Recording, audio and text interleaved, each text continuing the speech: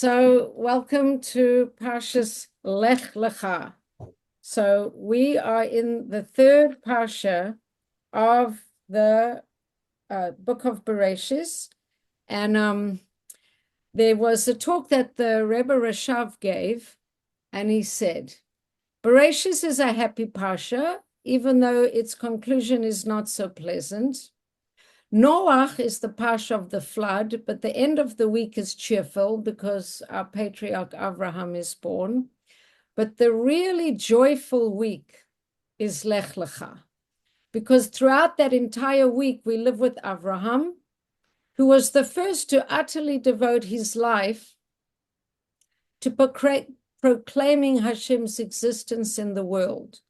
And this Mesirat Nefesh, this giving over his life for this task, he gave that as an inheritance to all Jews, that we have a capacity to really commit ourselves to Hashem and to the path of serving Hashem in the world.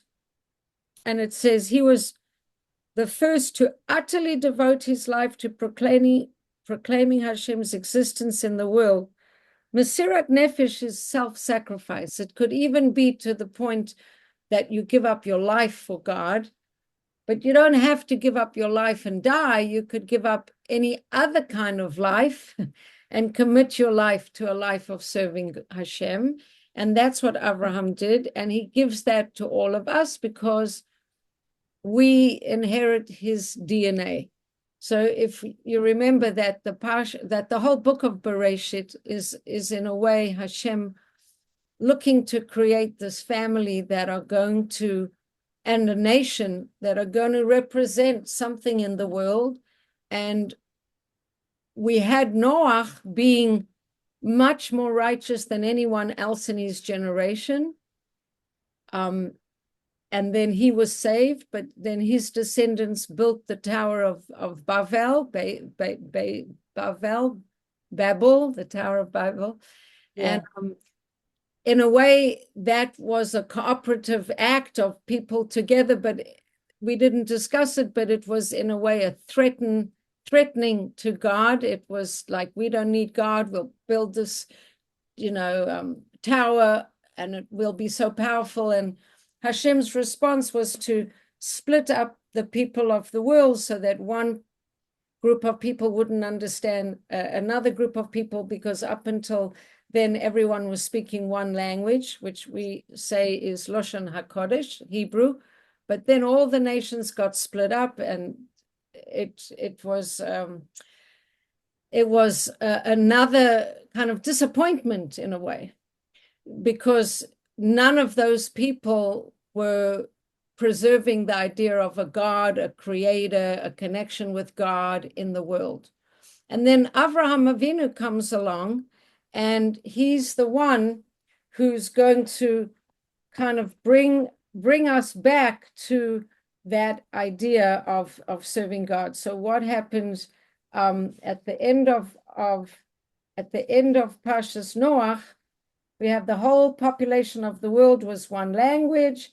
They united in a common ill-advised cause led by Nimrod, and then they get split up. Before they got split up, they said, let us mold bricks and fire them. And they try to let us build ourselves a city and a tower whose top shall reach into the sky. Let us make ourselves a name so that we will not be scattered all over the face of the earth. And Hashem saw the city and the tower that the sons of man had built, but and he said that they are a single people and a single language, but this is what they begin to do. And he wasn't very impressed with what they were doing. Let us descend and confuse their speech so that one person will not understand another. And he scattered everyone, and they became confused. So the Tower of Babel, connected to the word mebubel, is to become confused. And And then it talks about the descendants of, and then it just starts to tell us at the end of last week's Parsha, the descendants of Shem. Shem was one of the, Shem, Ham, and Yafes, one of the three sons of Noach. And it tells us all of the descendants, and we get to Terach, who was 70 years old. He fathered a son who he named Avram, and his eldest son was Nahor. And then it says Avram and Nahor married. The name of Avram's wife was Sarai. The name of Nahor's wife was Milcah. And then it tells us Sarah didn't have a child. Terach took his son Avram, his grandson Lot, and his daughter-in-law Sarai, and Avram, and they left Ur of the Kasdites, and they headed towards Canaan. And they came as far as the city of Haran and settled there. And then it says, and then Terach died in Haran. So where were they? Where is this Haran? So it's interesting that Haran, where they were was in Iraq, actually. That's where they were. They were in Iraq. So that's where our Parsha is going to start today. And one of the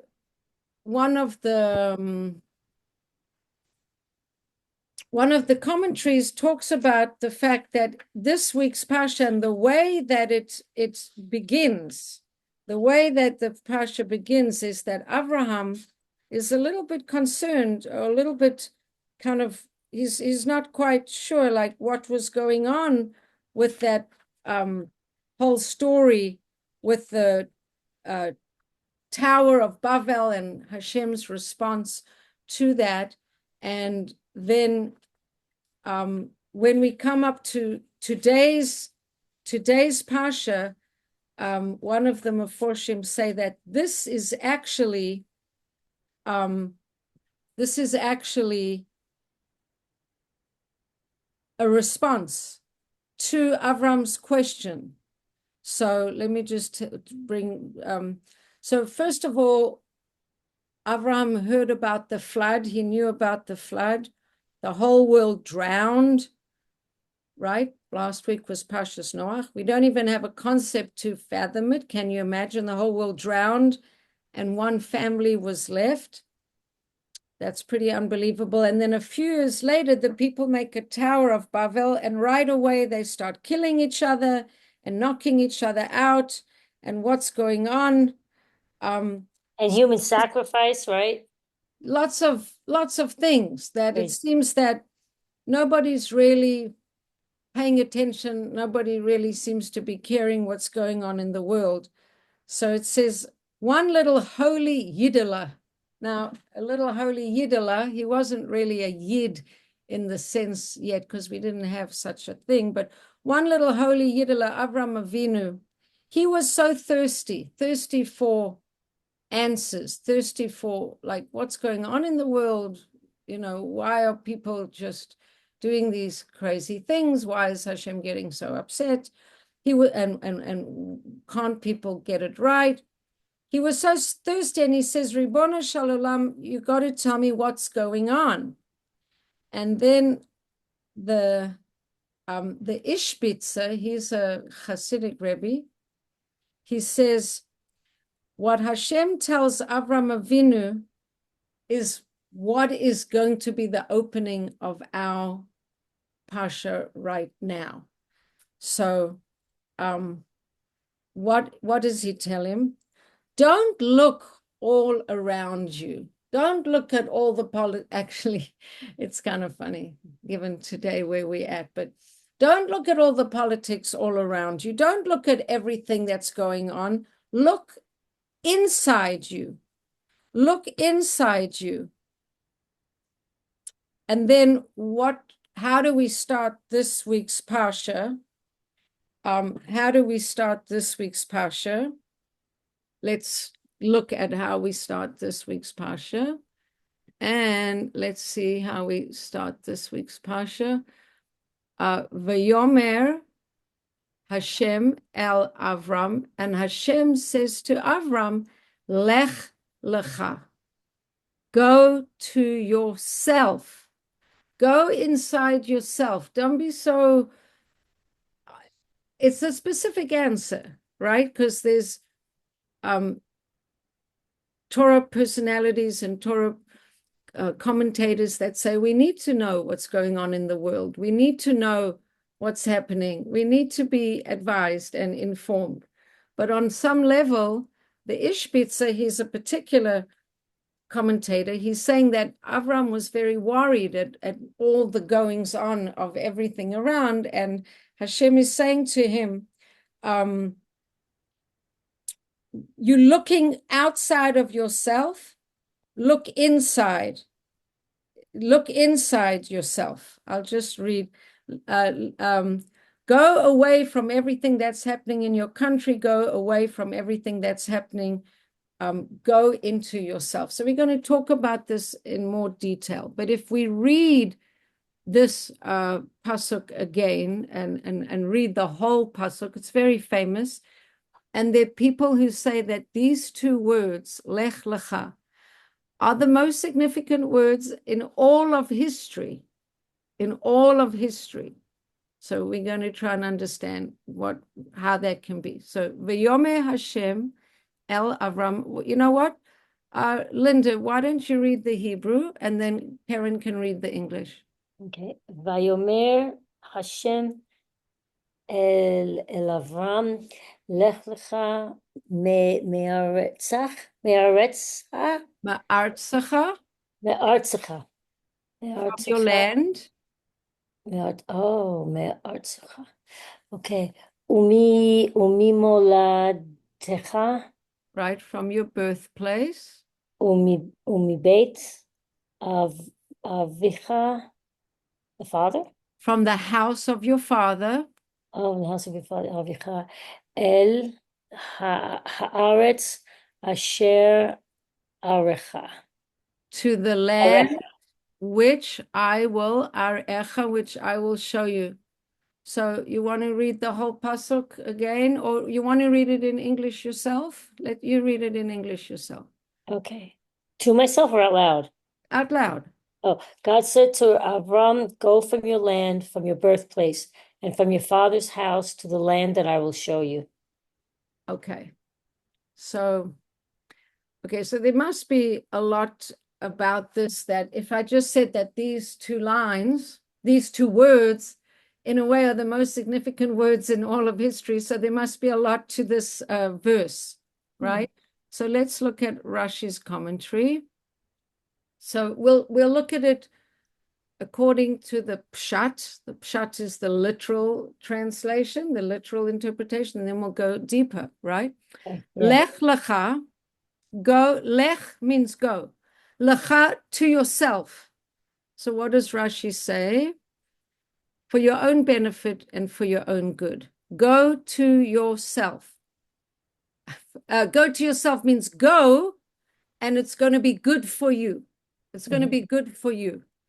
Go out of this place where you've landed up in Iraq somewhere and go to a land that I'm going to show you. But in order to go, and there, wherever, and when you get to where you're going, I'm going to make you into a great nation, because here you'll not merit having children.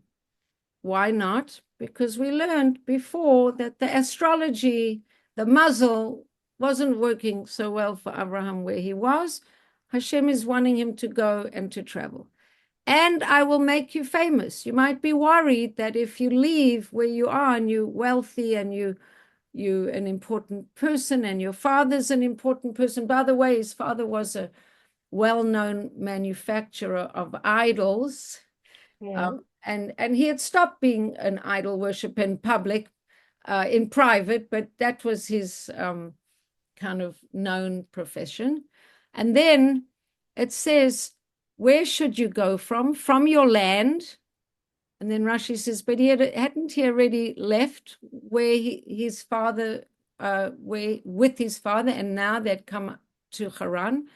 But it's like, you've got to go even more. than your travels so far. And you should go, in fact, away from your father's house. And then Asher Arecha,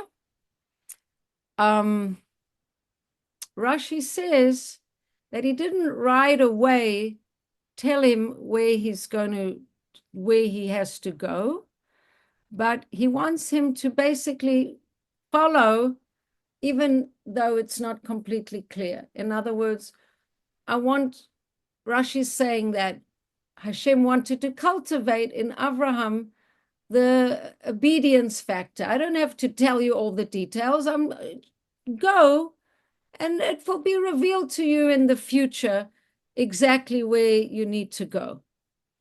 And you're going to get even more reward because it's not so clear, and it's going to require faith on your behalf to follow. And then I'll make you into a great nation. I'll bless you. I'll make your name great. You'll become a source of blessing. Those who bless you, I will bless. Those who curse you, I will curse. And all the families of the earth will be blessed through you. And then it says Avram went like Hashem directed him.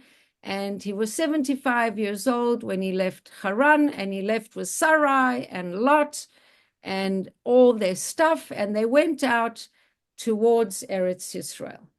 So, okay. So that's Is that how Jews ended up in Egypt? They had to pass through Egypt on their way to Israel? No. What happened is they got to Israel. It's actually a good question.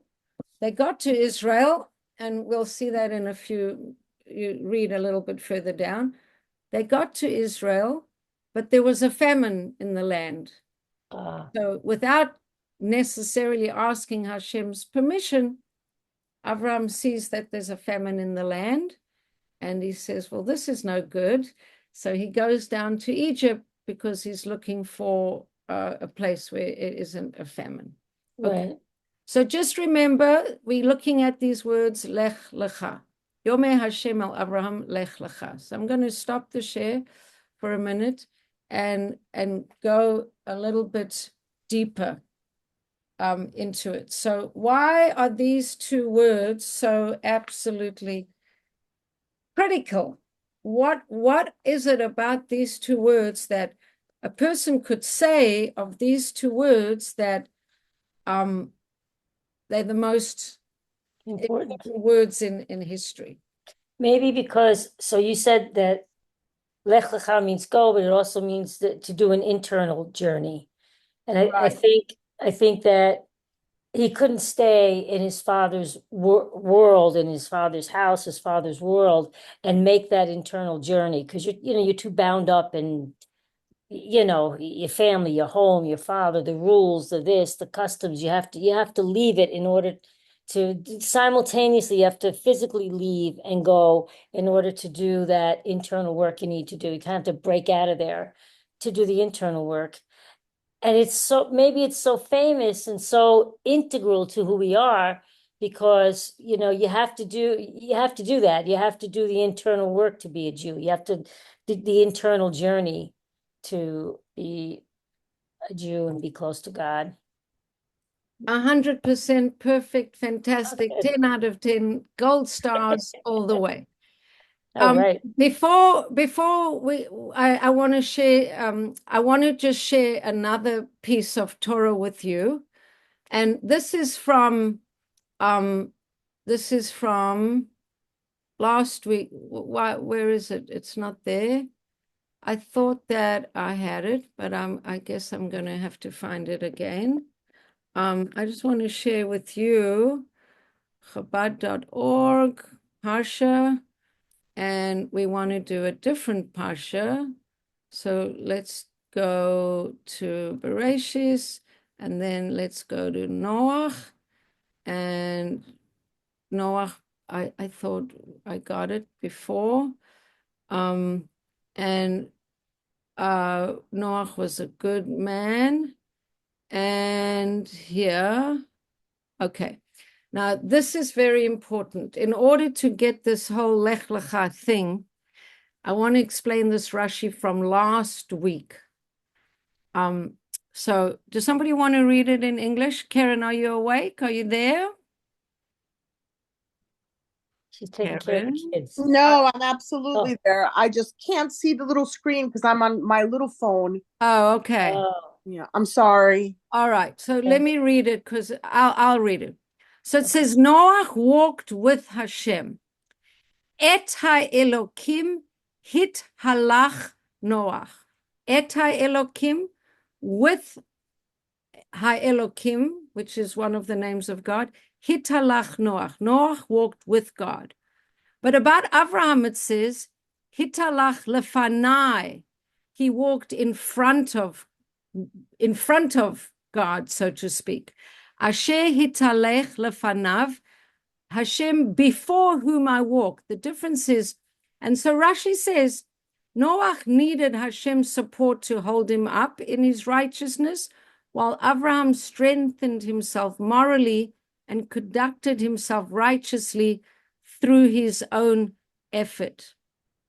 But there's a different explanation, which I really love, which is that what the name of God, that is Elohim, is the name of God as God exists in nature. And so what Noach did is that he served God kind of like in the limit, not the limits, but he served God in a not a natural, let me just get it exact from my thing here. He served God within the bounds of nature. So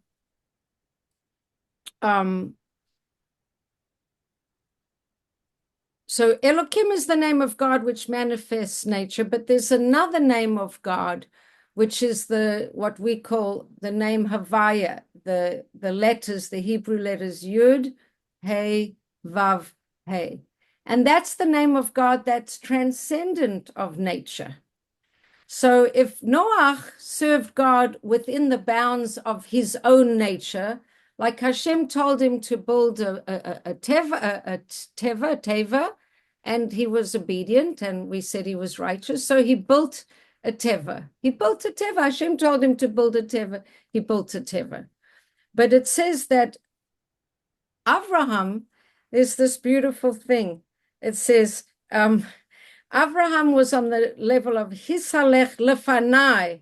So this is from lectures from Reb Shlomo Carlebach, and I just love the way he said it. He says, Abraham was walking in front of nature. Can you imagine if nature's going 100 miles an hour, Abraham Avinu was going 150 miles an hour. He's more than nature. He's above nature. So Noach is connecting to Hashem in a natural way. Summer is summer, winter is winter, and that's how it is, right? mm-hmm. But if you on the level of beyond nature, if you're on a level of beyond nature, then your whole reality is different. That if you're connecting to God on a level of beyond nature, if you're connecting to that part of God that's not in the natural order, but it's transcendent of the natural order, then listen to this. From my heart to your heart, I want to tell you something in a very deep way.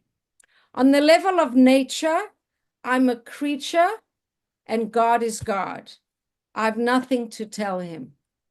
I'm just a creature and God is so much higher than me. But if I'm on the level of beyond nature, why can't I also speak to God? If I'm transcendent myself, why can't I also speak to God? And if I'm on the level of Yud K Vav K and I am beyond nature, then I understand that nothing has to be. Not only does nature not have to be, but even what it seems like Hashem has decreed can be altered for good. Everything is up for grabs. Everything can be talked about, right? That's why Abraham can negotiate with God, because they're functioning in a level higher than what's the rules of nature. So that's who Abraham Metaphysical. Avinu was. The metaphysical. The transcendent, the metaphysical, the spiritual, the anything is possible level, right? Okay. So that's sort of like the introduction to this Lech Lechah. So now let's go back to the Lech Lechah and see what we can find. So when we're talking about Lech Lechah, so the idea, like Linda already said, that if we're going to be able to, okay, so first of all, why was Abraham chosen as the person that Hashem started to talk to? Yes, he did speak to Noah, and he told Noah to build a teva, and he told Noah he's building a flood. But yes, Linda. I think because you were saying that Noah was more like a tradesperson. He was very physical. He worked, with the physical world. He knew how to handle it, and that's but he may not have been like Avram, who was, as you were saying, someone who had this like curiosity and needed to know things and needed to explore. Very different types of people. Right. And that existential quest, all the things we hear about Abraham, and some of them we hear from Midrashim, that he was a little boy and he was saying, who is in charge of the world? Is it the sun? Maybe it's the sun. The sun is shining and it gives life to everything. And then the sun set. And then maybe it's the moon. And then the moon set.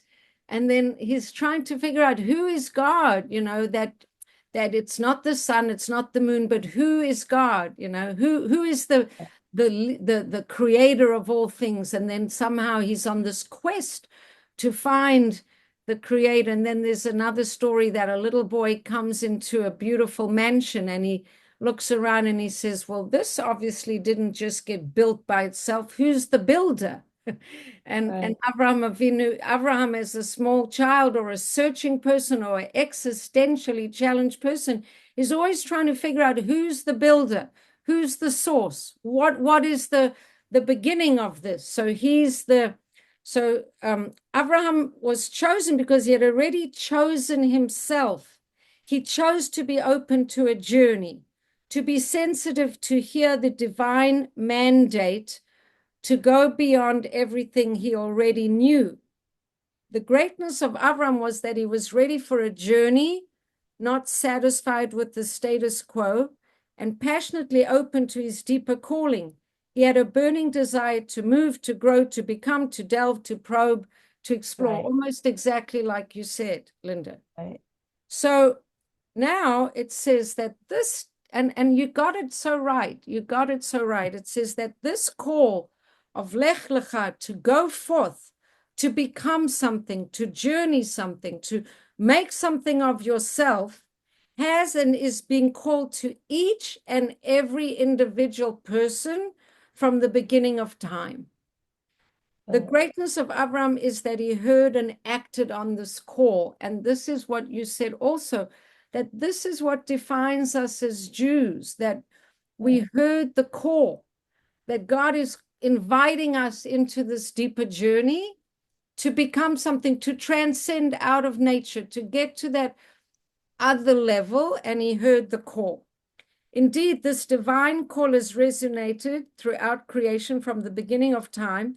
And Avram was simply the first human being to truly hear this heavenly voice. He became the forerunner who opened the way for all of us to listen and integrate this call, to all go, and I think you even used the word, to go on the hero's journey, to go. And it's really interesting because, okay, so first we told that you have to go for your own pleasure, for your own benefit, to yourself, so you can evolve, to self-actualize, to discover the essence of your being, also to go by yourself. to go, you don't have to do this with other people. I mean, he did travel with other people, but the existential journey is something that you kind of have to go on yourself. And then all of these things that he had to leave. So we know that there were these three things that he had to leave, right? He had to leave his land, his birthplace, and his father's house. So these three things are compared to many times to different things. The land is your physical location and your circumstances. Your birthplace is kind of, it could be the philosophy of your family, your parents, you know, all those limiting beliefs. Rav Dov Pinson is comparing the one to place, the other one to time, and the other one to personal limitations. Your land is wherever your physical location is and your physical circumstances. Your birthplace, the moment in history, like your birth date, you're a Pisces, you're a Libra with something rising. That's why I can't get it together, because it's what, and then your father's house is the way you think about yourself, your genetics or whatever. So all of these are limiting beliefs, and we have to get out of all of that. And then the idea is also, when it says go to the land I will show you, what does that mean? Go to the land I will show you. Karen, you don't have to read to answer this. What does it mean, go to the land that I will show you? Well, I think he wanted him to have faith in him, knowing that he is taking him out of his preconditioned programming and taking him someplace better. And also the fact that when you go on a journey, you don't always know where it's going. You have to kind of be open without a preconceived notion of exactly what it's going to be, that it's going to be what it's going to be. Right. So there's the one thing that you need to have faith, and the other thing is that you need to be not limited to your preconceived notions. And also to the land, the word land is eretz, which is connected to ratzon, and basically not to get boxed in with our own, well, I guess preconceived notions is a good way to talk about that. And then there's a beautiful piece that again, Reb Shlomo Carlebach mentions, when on the one hand, to be open to the journey, we don't really know where it's taking us. And then when it comes to Eretz Yisrael, this is interesting that it says, Hashem says to Abraham, go to the land which I will show you, which means you can only go to Israel when God shows it to you. That, in other words, your eyes have to be open to the land. If your eyes aren't open to the land, if you don't see it, if you don't kind of get it, it's going to be hard for you to go there. Like, in a way, we need Hashem to show us our place, show us our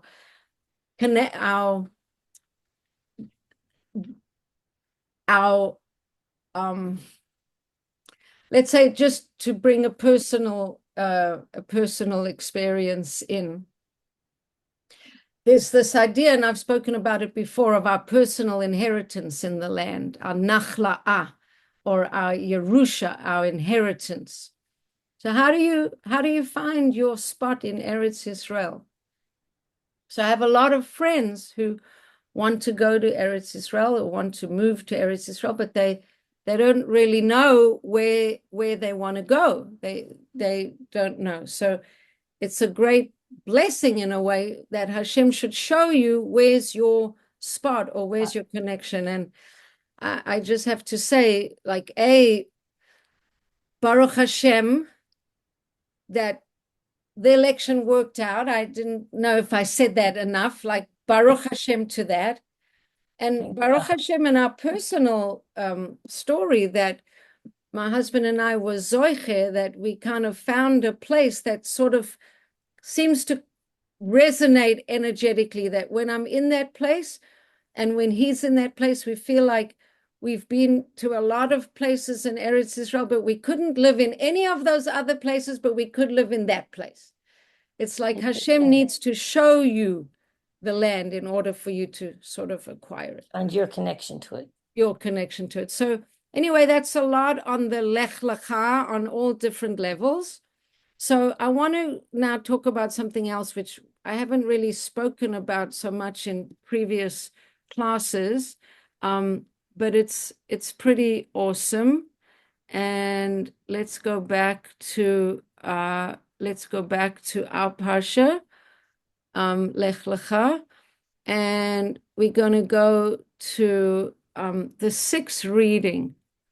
And in the sixth reading of Lech Lechah, we have this thing called this covenant that Hashem makes with Abraham, and it's pretty wild.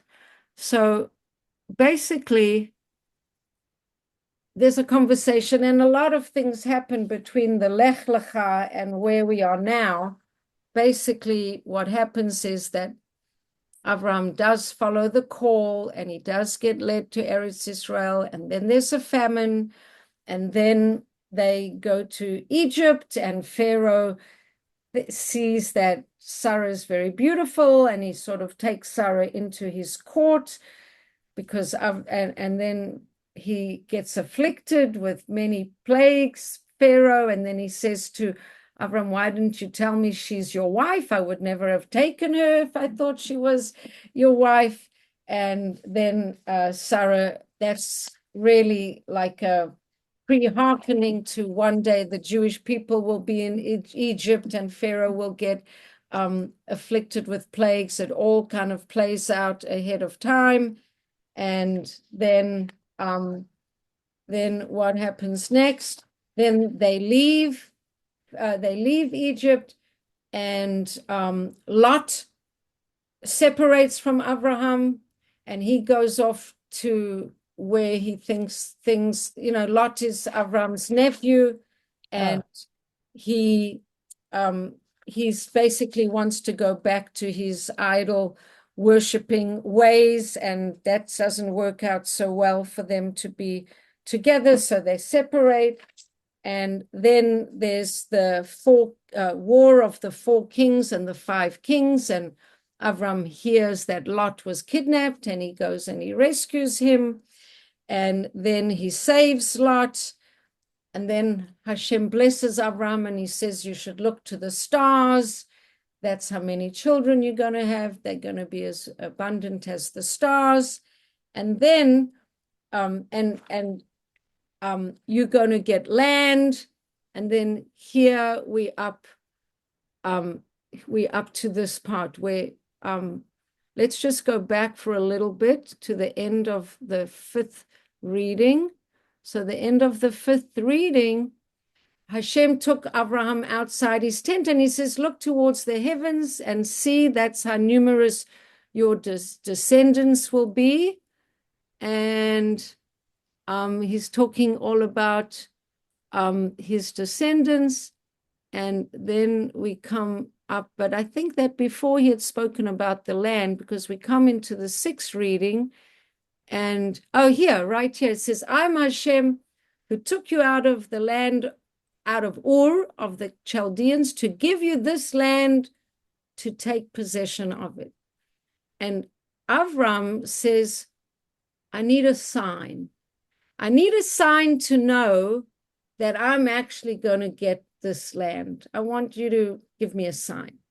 Now, if we read this next part, it's quite wild, really, if you haven't paid attention to it. And first of all, that Avram's asking for a sign. And then what happens next is quite astounding. Karen, can you read the big letters of the verses here from verse 9, or it's still too small? You can expand them. Can't see it. No? No, because you do I can't. It's okay. So It's okay. Don't worry, Linda. Read from Okay. I believe it. verse 9. It's all right. And just God read it in said to English. him, Just bring move. for me 3 calves, 3 goats, 3 rams, a turtle dove, and a young dove. Carry on. So Avram brought him all of these, slaughtered them, and cut the animals in half, yikes, placing each piece opposite its counterpart. The birds, however, he did not cut in half. going. Vultures swooped down on the carcasses, but Avram drove them away. Then, as the sun was about to set, a deep sleep fell upon Avram, and he was overwhelmed by a dark and ominous dread. God said to Avram, explaining this dread, know for sure that your descendants will be foreigners in a land that is not theirs, and the people will enslave them and oppress them for 400 years. I will also execute judgment upon the nation whom they will serve, and after that they will leave with great wealth.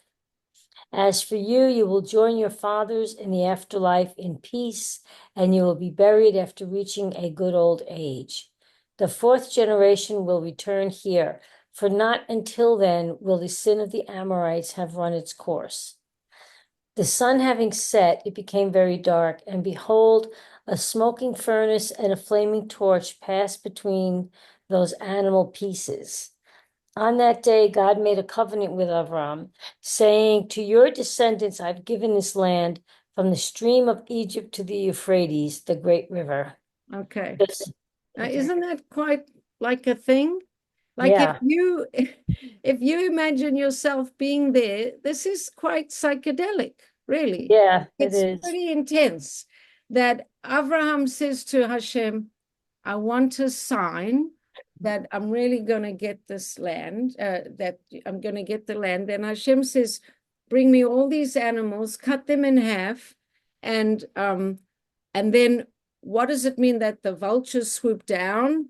And then Avram sent them away. And then as the sun was about to set, a deep sleep fell on him, and he was overwhelmed by this dread. And then right before anything happens with Joseph and the brothers and throwing Joseph into a pit and everything, Hashem is telling Avram right here, your descendants will be foreigners in a land that's not theirs. The people will enslave them. They'll be there for 400 years. Don't worry. After that, they're going to leave with great wealth. You're going to be having a great time. You're going to be buried and reaching a good old age. And finally, we are here in Israel. The 4th generation will come here. By the time they come here, the land will be ready for them because there are people right there that are living there that are evil. And by the time 4 generations have passed, those people will need to be defeated and told to leave the land. Their sin will have run its course. And then a smoking furnace went up and down between all those pieces. And this is the promise that Hashem makes to Abraham. So in this promise, and then what is the promise? The promise is that there's going to be land from the Canaanites, the Kenizzites, the Cadmonites, the Hittites, the Perizzites, the Rephaim, the Amorites, the Canaanites, the Girgashites, and the Jebusites, which are 10 nations, which should immediately ring a bell when you hear that there were 10 nations. If it rings a bell, what bell might it ring? When I say 10 nations, what bell might it ring? Anything? 10 quality, 10 sons. 10, 10 sons. 10 what? Did I say 10 sons? You did say 10 sons.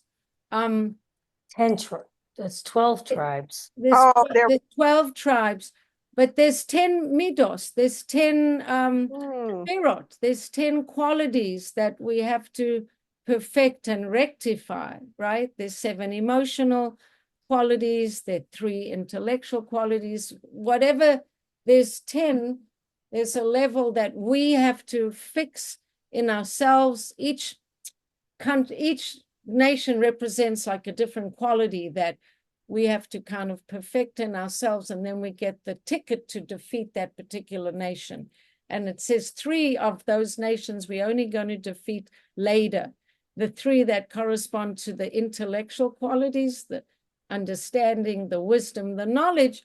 We didn't get those 3 yet. Those are coming later with Mashiach. But the 7 other nations, we had capacity to defeat them and acquire them in that time, when after 4 generations. That's part of when we come into the land. And so I just want to read you an explanation of this incredibly mystical moment of this covenant with the animals and everything. So he says, so if we look at it, what is this covenant? So first of all, what are all these animals? Yeah, what is It's that? cut in half. And very specific animals. And it's very specific. So basically what Hashem is saying is that you are going to have the merit, your people and the future generations of your people are going to have the merit of the land through the sacrifices that they are going to be bringing to me for all different reasons. So let me tell you, 3 calves, 3 goats, 3 rams, a turtle dove, and a young dove. Now, I'll just go through it quickly, but it's interesting to hear. The 3 calves, the bull offered on Yom Kippur, the bull offered when a community innocently acts in accordance with the erroneous ruling of the high court, and a calf whose neck needs to be broken when a murdered body is found and the murdered identity cannot be determined. Then remember, there's a whole thing that the city that's nearest to that murdered body, the city has to atone. Maybe they didn't take care of the person, they let them go wandering by themselves, and so they have to make atonement by them. The 3 goats correspond to the goat offered on Yom Kippur, the goat offered on each of the festivals, the goat offered as a personal sin offering. So each thing is very specific to different sacrifices in the future. The 3 rams correspond to a ram when an individual has committed a specific offense, when an individual thinks he might have committed an offense punishable by excommunication, a lamb as a personal slaughter, blah, blah, blah. Slaughter the animals, cut them in half, and this is going to be the covenant. And now, why did he only cut the animals, but the birds, it says the birds don't get cut in half, just the animals. I don't know. What's that? So it says that the animals and the birds indicate the difference between the destinies of the Gentile nations and the destiny of the nation that would descend from Avram. In prophetic imagery, the Gentile nations were represented by the animals, while the Jewish people are represented by the birds. Dividing the animals indicated that the Gentile nations will eventually cease to exist as nations, which is very interesting. I don't know what that means for future times. And the birds intact indicate that the Jewish people will somehow survive intact into the Messianic future. So this is an interpretation. It's based on mystical teachings that somehow in the future, all the different nations, maybe they'll merge into one nation again, that there'll be the Jews and there'll be the other nations, but they won't be this nation, this nation, this nation, and this nation. And then it says, vultures swooped down on the carcasses, but Avram drove them away. So this was a prophetic vision of how King David, represented by the vulture, would aspire to do away with the antagonistic Gentile nations, but will not be allowed to. Only the Mashiach will be allowed to do that. And now the last part. It says, as the sun was about to set, a deep sleep fell upon Avram, and he was overwhelmed by a dark and ominous dread. Now, those 4 lines, 4 words, overwhelmed, dark, ominous, dread. apparently each one is a different exile of the Jewish people. So Abraham is having like a prophetic dream, a prophetic vision of all of history from him preceding all of this, and he's dreaming about all the different nations and the Jewish nation in relation to all these different nations. And then this darkness comes over him, and he has a vision of exile. So connecting to the word overwhelmed is the Edomite exile, a dark, the Median exile, ominous, the Greek exile, dread, the Babylonian exile. And the Egyptian exile is like a generic exile. All of them kind of come from that. But each one of these exiles is part of this darkness that he's experiencing. And then after all of that, after all these generations have passed, then we're going to come back after 4 generations. Then we've got to deal with all these nations, the Canaanites, the Kenizzites, the blah, blah, blah, blah, blah, all 10 of them. And then and Abraham has this prophetic dream, experience, vision of that whole story of history. So if you hear about in the future the bris bein habasarim, now you know what it is, that this is it. And it's pretty mystical, and it's pretty amazing that Abraham knew ahead of time, this whole thing of the Egyptian exile. And obviously Abraham knew it. And so when Abraham knew it, he knows it, and he communicates with Yitzchak, and Yitzchak communicates with Yaakov. So when Yaakov sends Yosef to go check how the boys are doing, this prophecy, this dream, this vision must have been, everybody knew that at some point it's going to start playing out. And so when Yosef is sent to the brothers, and he knows his brothers hate him, there is a Rashi there that says that Yaakov sent him from the depth of Hebron.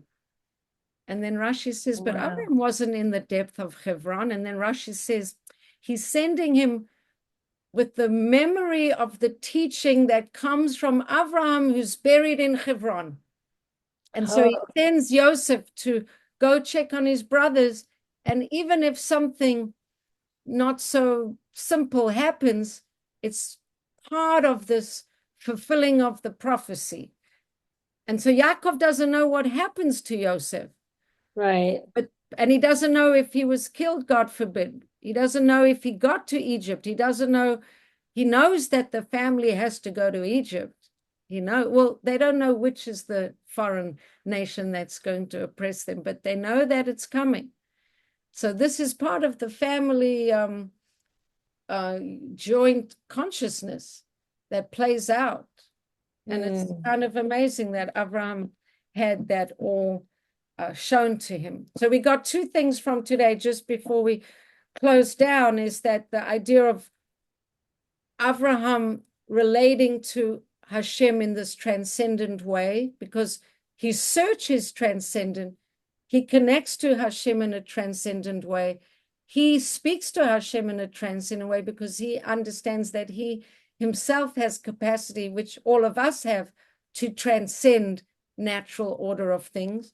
And that's the one thing. Go to yourself, go on this journey, go search, always progress, always advance, always be on the journey.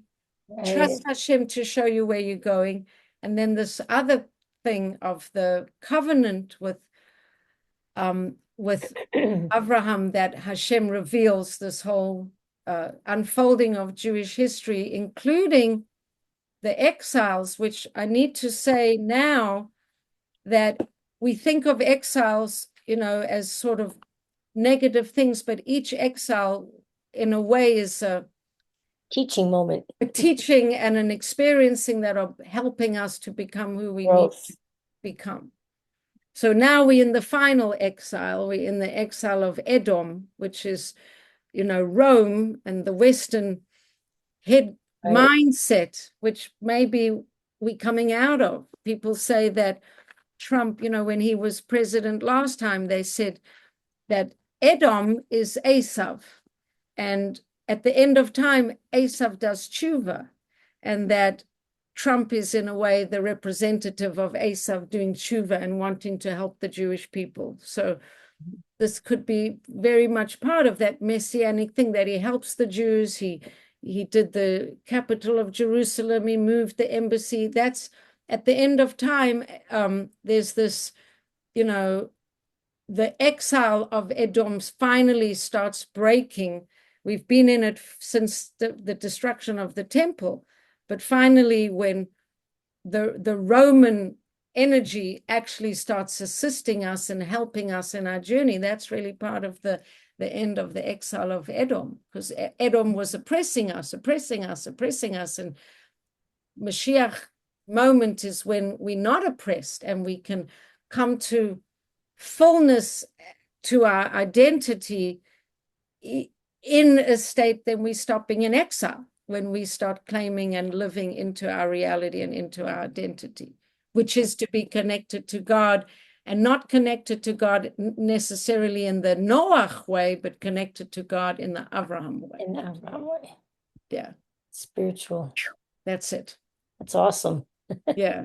So it's big stuff. Abraham is a very inspirational persona of transcendence. So that's the thing. And so that's who we meant to be as Jewish people. We meant to represent that capacity to transcend, because we created in the image of God. So we have this capacity.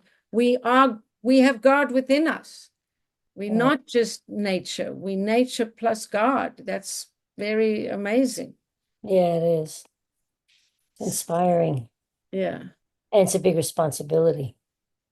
I like how you said at the end how Abraham did the exact opposite of, in my head, generational trauma that we all walk around with, but you're saying he's walking around and had given his lineage, his progeny, the gift of like prophecy. So I mean, how you're saying we have a little piece of Hashem in us, maybe we also have that little bit of prophecy also left over from him. The way that we light candles from Sarah is the way that we could, interpret our generations, having a bit of that prophetic dream in us as well. Well, I think I like the piece that Reb Shlomo Carlebach brought, that if I am godly, I can talk to God. If I am godly, I can talk to God.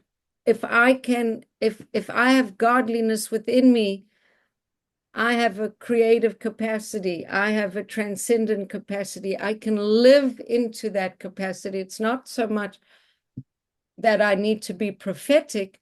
It's that I connect to the godliness within me, which enables me to connect to the God within, and through that, the God without. That I'm connecting to my godly peace, my godly persona, my godly essence, which is the same substance as the godliness of all things, right? I connect to that. I am one with it. And I guess the extrapolation of that is that then, yes, I become more intuitive. I become more aligned. I become one. And then in a way, it does open a channel of prophecy or intuition or divine knowing, because I'm more and more identified with that godliness within. Right. So, yeah, I mean, it is a path in a way to prophecy, but we don't have to be prophets. What we do have to be is tuned into the divinity within, which connects us to the divinity without. Right. Got it. I like it. Yeah. Yeah, me too.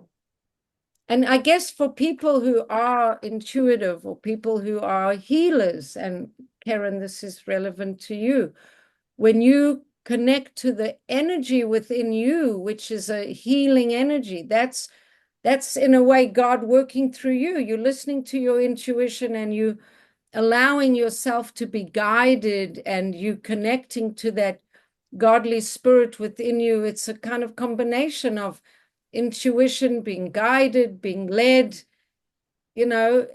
that's kind of what helps you do your work, right? It's connecting to that godly Absolutely. sense within yourself. Right. Absolutely. You said it perfectly. Yes. So that's very powerful. So we're going to a place, please God, where more and more of us connect more and more and more to that, the more we get connected to our true identity, which is that. Right. It's beautiful. Well, thank you so much for listening so nicely Thank you. and It was lovely. participating so nicely. And Wonderful. yes. All right. So have a beautiful Shabbos. And too. everyone should heed the call. Lech Lechah. Lech Go Lechah. to yourself. Take the journey. Thank you Take so the much, journey. Rama. All right. All the best. Thank Good night. you. Good night. Bye. Bye, Bye. Karen. Bye, Linda. Bye. Bye, Karen. Good night. Good night. Good